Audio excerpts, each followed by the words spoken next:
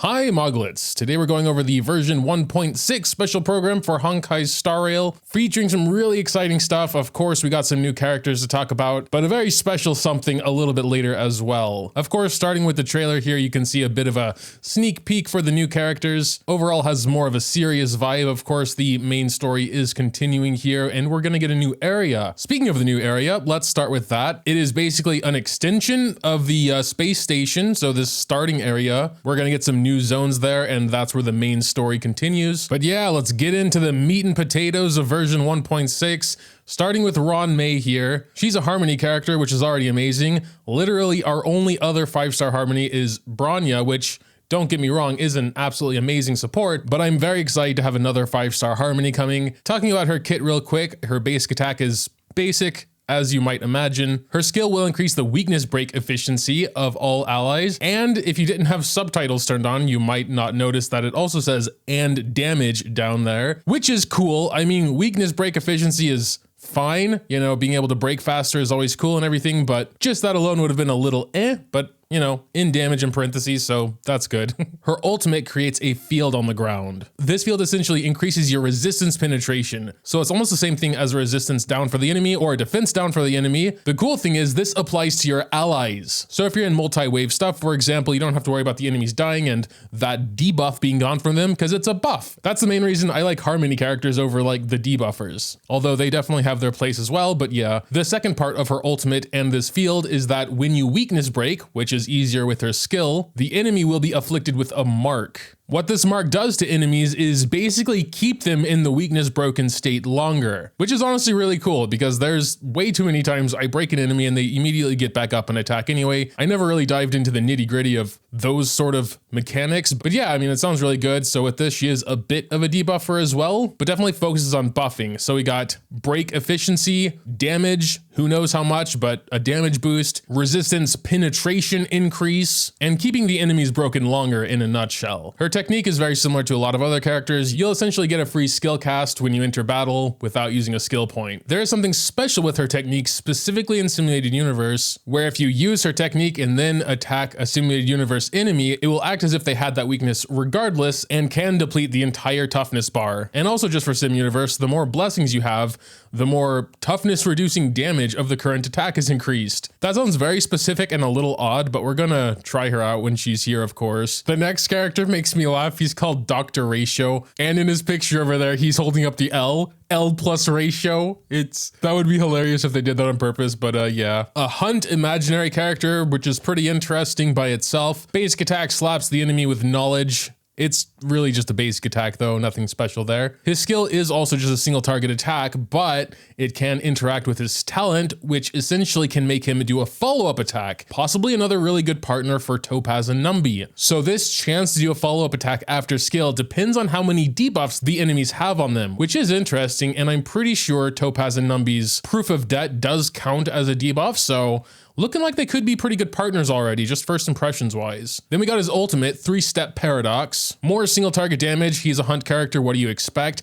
But it also does inflict them with Wise Man's Folly. Wise Man's Folly is a debuff where if a different ally attacks this one, it will trigger his talent's follow-up attack. His technique seems to just be a speed reducing aura. I'm personally more privy to techniques that buff the team rather than debuff the enemy, but whatever, it's fine. And as usual, we will have a third new character as well, this time a 4-star, Xueyi. I'm probably not saying that right, but what can you do? She's a quantum destruction character. Typically, I don't care too much about 4-stars that are trying to be DPSs, because 5-stars will mostly just stomp on them in terms of damage. Let's check out her kit though. Her basic attack is basic like everyone. Her skill, very destruction-like, will deal the majority of damage to the one target she chooses with splash damage to enemies on the right and left. Her talent is pretty interesting though. When her and an ally deal damage to an enemy's toughness, aka hitting them with the element they are weak to, then you'll get a special stack called Karma. When there are enough Karma stacks, Xueyi will launch a follow-up attack. Her ultimate is also pretty interesting. It's actually a single target attack, but it will reduce the toughness of the enemy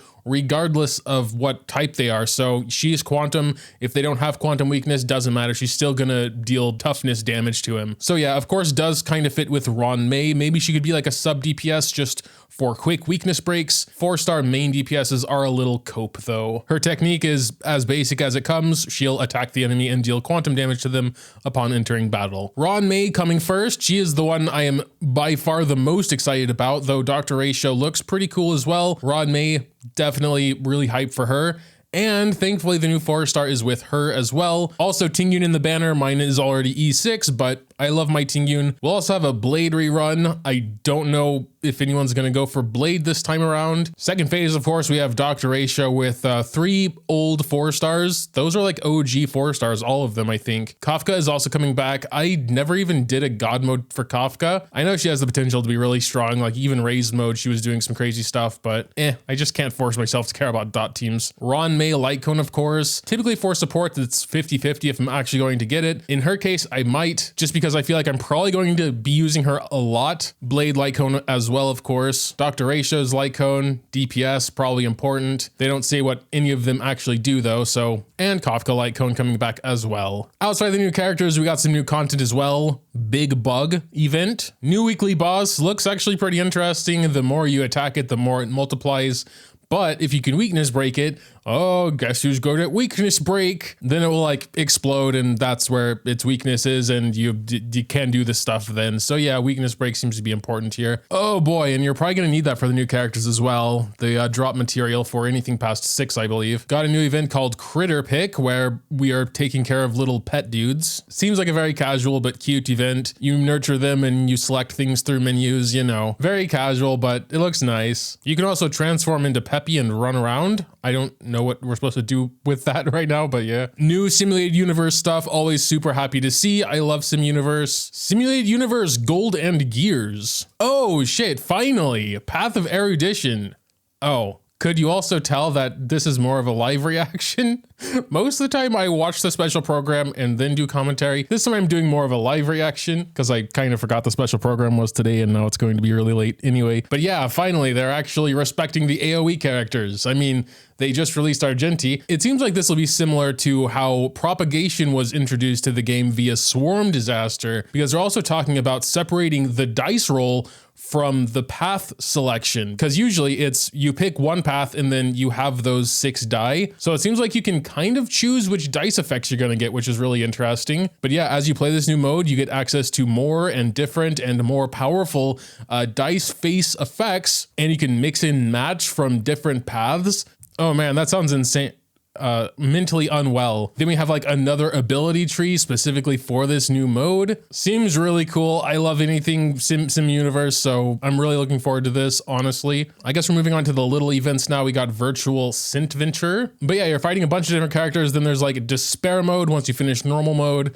And looks like it's going to be a lot harder. There are some little synth buffs you can add to yourself as well that have various effects. But yeah, essentially combat event. I love those. Planar Fissure coming back. Bonus Sim Universe rewards. Also includes Cavern of Corrosion relics. Next event, Pure Fiction. Oh yeah, Pure Fiction, that's right. This is something that's going to be kind of alongside Memory of Chaos. It's a little complicated because Memory of Chaos won't reset as often anymore, I believe, because of Pure Fiction. So they're going to be kind of interchanging in a way. But yeah, I guess it's similar to Memory of Chaos, except you can choose different buffs. So a little bit more involved rather than just taking your strongest teams and hoping they can do it. You can experiment with different buffs that complement your team. So I think Pure Fiction is overall more interesting, but of course Memory of Chaos will still have its place. Also, it does work a bit differently in combat because apparently enemies will just keep respawning until you're out of cycles and then you get a score at the end. We get a free Lynx. I just E6'd my Lynx instead of getting some damn Hanyas.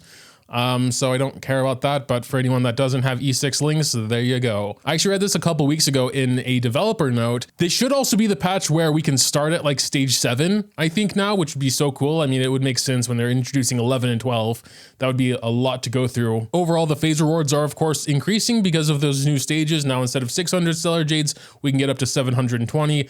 Though I imagine stage 12 is going to be pretty hard. Oh, and we can also get a new currency, which we can exchange for at least self-modeling resin. Okay, here you can see the cycle. It's actually a little confusing. So we're apparently going to have Memory of Chaos 1 and Memory of Chaos 2 at the same time for week 5 and 6, and then Pure Fiction 1 comes in at week 3. Once we get into week 5 for the first time, we're going to always have 3 things going on at once, but each individual thing only resets once every 6 weeks. You could, I guess, not do anything for 4 weeks after the patch and then do Memory of Chaos 1, Pure Fiction 1, and Memory of Chaos 2 all at the same time, which is cool, I suppose, for procrastinators like me. Just do it all at once. Yes, the auto clear function. So we can start at stage 7 now. Also, your previous team will be automatically applied to the next stage. I think that's going to be less useful now that we don't have to go through the super early stages anymore, because starting on stage 8 or 9, you kind of do need to make sure the team you have hits at least some of the weaknesses of the boss, you know? They're also apparently making